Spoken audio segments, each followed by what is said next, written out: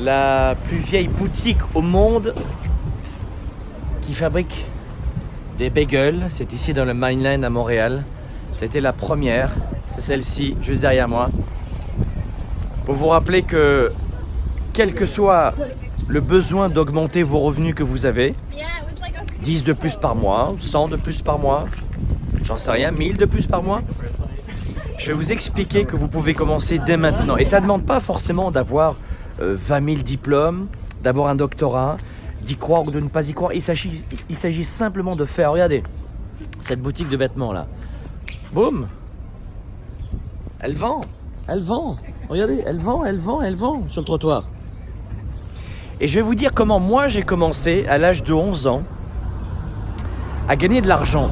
À l'âge de 11 ans, écoutez-moi bien, mes parents étant en difficulté, j'ai décidé, et c'est pas mes parents qui m'ont forcé du tout, d'augmenter les revenus de la famille et de les aider.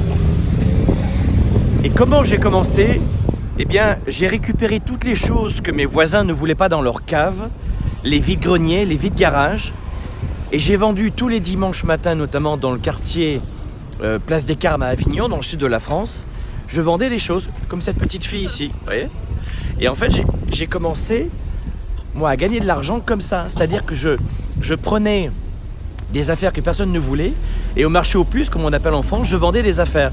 Alors, ça va peut-être vous faire sourire, mais à l'âge de 11 ans, à la fin de l'année déjà, je gagnais à l'époque, c'était il y a quelques années quand même, hein, mais je gagnais 500 francs par mois. C'était quasiment le SMIC de l'époque, à peu près 160 €, aujourd'hui 200 $ canadiens, tu vois, 230 $ canadiens par mois, juste en revendant des choses que les autres ne voulaient pas. Et je ne disais pas, c'est la faute de la société, on paye trop de taxes, c'est pas facile, j'arriverai pas. Je peux pas m'offrir cette formation, je peux pas m'offrir ce programme, je peux pas apprendre une langue étrangère, j'ai pas d'argent, je ne peux pas. J'allais immédiatement chercher des revenus, vous comprenez? Et je reversais cet argent à mes parents qui en avaient besoin pour notre famille. Et quelques années plus tard, j'apprendrai que cet argent, mes parents ne l'avaient jamais utilisé, c'est la belle histoire, et l'avaient mis et placé sur un compte à l'époque pour que je puisse en bénéficier, mais ils me laissaient croire que oui, j'aidais la famille à ma mesure, parce que j'en avais vraiment la fierté et la nécessité, dans mon mental, vous comprenez?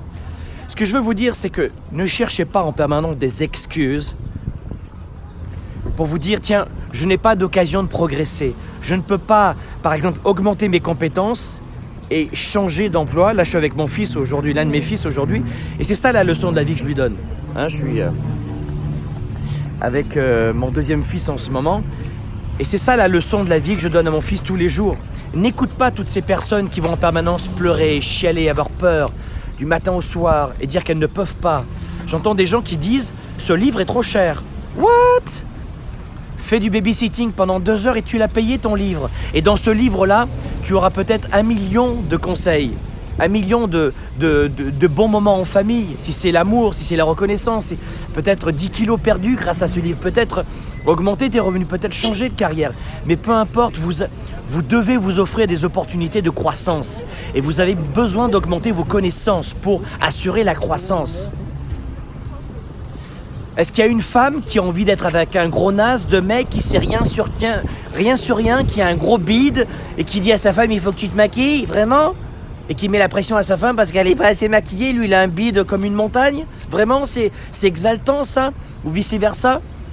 D'être avec une femme qui pleure sans arrêt ou qui... Mais on n'a pas envie d'être avec une moitié, d'être avec des amis, de travailler avec des gens qui sont pas dans la croissance. Et il ne s'agit pas de garder son meilleur ami pour la vie s'il est différent, s'il a complètement changé ou si vous avez complètement évolué. Sortons des standards. Vous gardez autour de vous des gens que vous aimez et qui vous apportent de l'amour et dont vous partagez les mêmes valeurs. On s'en fout de savoir si c'est la même société, si c'est le même quartier ou si c'est l'enfance. Je veux savoir s'il y a de la croissance. Je veux saisir les opportunités. Je veux aller enfin vivre ma vie à 110%. Et j'ai commencé comme ça. À 11 ans, je travaillais tous les week-ends. Entre l'âge de 16 ans et 25 ans, je ne me rappelle pas d'avoir pris un seul week-end. Alors, un seul week-end entre l'âge de 16 et 25 ans. Et après, j'entends des gens qui disent « Oh, heureusement, c'est vendredi. Et ensuite, ces mêmes personnes vont vous dire j'ai pas de chance, la vie est trop difficile, il n'y a pas de place pour moi. Et elles se démolissent elles-mêmes évidemment, avant elles ont descendu l'État, leur Premier ministre, leur présidente, leur président, la société, les autres, il y a trop de taxes, on n'est pas nous-mêmes, vive la liberté. Mais oui, mais commence par toi. La liberté commence par vous. Si vous pensez que votre présidente, vos présidents, les politiques, les voisins vont faire votre bonheur, vous avez rien compris mes chéris. Rien, maquage, que dalle. Tout commence par vous et par lever vos fesses pas du Canada, mais du canapé en vous disant je peux y arriver, je vais y arriver. Et je vais commencer petit. Peut-être qu'en vendant des conneries dans les vides-greniers ou dans votre appartement que vous ne voulez plus, vous allez peut-être gagner 50 de plus par semaine et par mois, vous avez compris combien ça fait. Et par année aussi. Tout commence comme ça. Et peut-être qu'aussi, c'est une question d'ego. Oh non, moi je ne descends pas dans la rue, non, moi c'est pas mon truc. Mais ne viens pas me dire que tu n'as pas d'argent pour te payer une formation, pour te payer, j'en sais rien, tu as besoin d'apprendre une langue étrangère. C'est ça le développement personnel. Le développement personnel, c'est se développer personnellement. Par exemple, d'apprendre une langue étrangère dont tu auras besoin pour être mieux payé dans ton boulot. C'est ton patron qui doit te payer vraiment cette formation. Tu le crois vraiment ça? Ah oui, moi la santé est gratuite, l'école est gratuite ou presque. Non, les formations, moi l'école j'ai payé, t'as rien payé, c'était dans tes impôts. Déjà tu sais même pas combien ça coûte une formation. Mais non, moi ça n'a aucune valeur.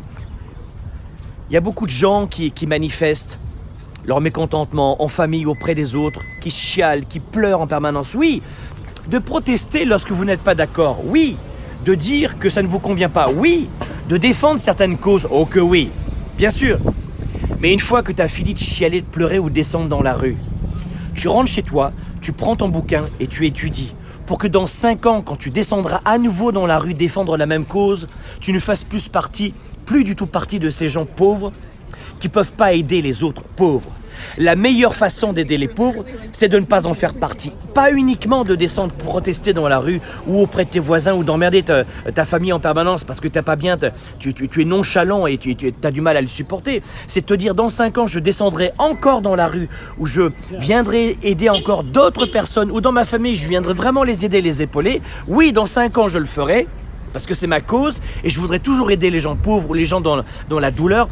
Mais moi déjà, je me serais élevé d'un cran et je ne serais plus dans la même situation. Alors, de vous défoncer à 110% dans la vie pour aider les autres, j'adore ça. Et c'est mon métier. Et une nouvelle fois gratuitement maintenant.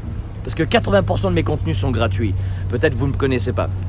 Mais ensuite, une fois que tu as fini de protester, le lendemain matin, tu prends tes chaussures de sport et tu fais une marche rapide pour perdre du poids. Pas besoin forcément d'investir dans un club de gym si vous n'avez pas d'argent au début.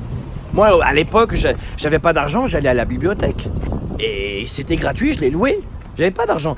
Mais j'avais compris que la croissance personnelle, c'était mon salut. Aujourd'hui, je dirige 4 entreprises, j'inspire des millions de personnes chaque année. J'ai de l'argent et j'ai du cœur. Je défends des causes et à la fois, je prends soin de ma famille. Je suis fier de la personne que je suis devenue. Ni Bill Gates, ni pas non plus un mendiant dans la rue. Et puis je me rappellerai toujours ce que m'avait dit ma grand-mère.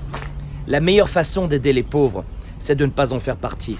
Vous le croyez ou pas? Mais je crois réellement à cette citation de Gandhi qui disait que la pire des violences était la pauvreté.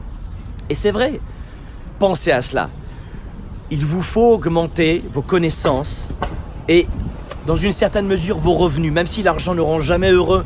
Mais croyez-moi, dites-le à votre famille qui manque d'argent, la plupart d'entre vous, et vous verrez si l'argent c'est pas important. Vous savez quoi, si l'argent c'est pas important, eh bien vous le gagnez, vous le redonnez à d'autres qui pensent pas comme vous.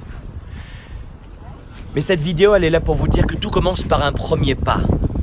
Commencez tout petit chez vous et ne subissez plus, parce que quand vous augmentez vos connaissances, vous augmentez votre pouvoir de décision. Vous cessez de subir les autres et vous pouvez surtout aider les gens que vous aimez ou les causes que vous soutenez.